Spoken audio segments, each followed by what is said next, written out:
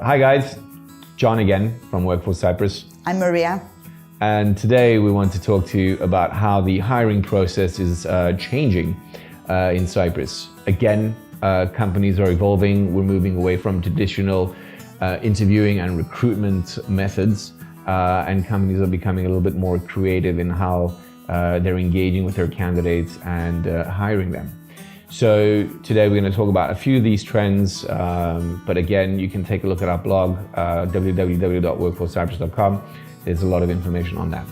So one of the things that the companies are doing is they moving away from standardized questions, tell me who you are, what you do, that kind of stuff. Where do you see yourself in 5 years? Yeah. And one of the questions that does come up is, if you were an animal, what kind of animal would you be? Or what books do you like to read?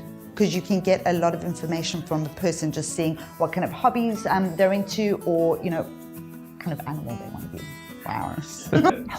I think if you were to, an icebreaker would be touching on the person's interests.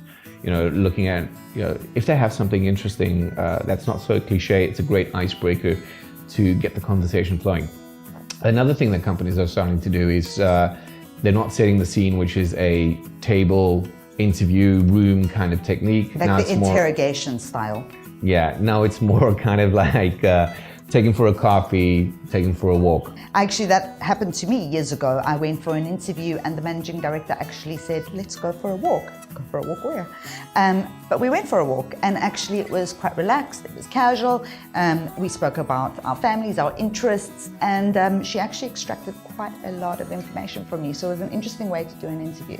Yeah, I think it's getting candidates to drop their guard. And once you can do that, they can show their real self. And that's what you actually want to get from them.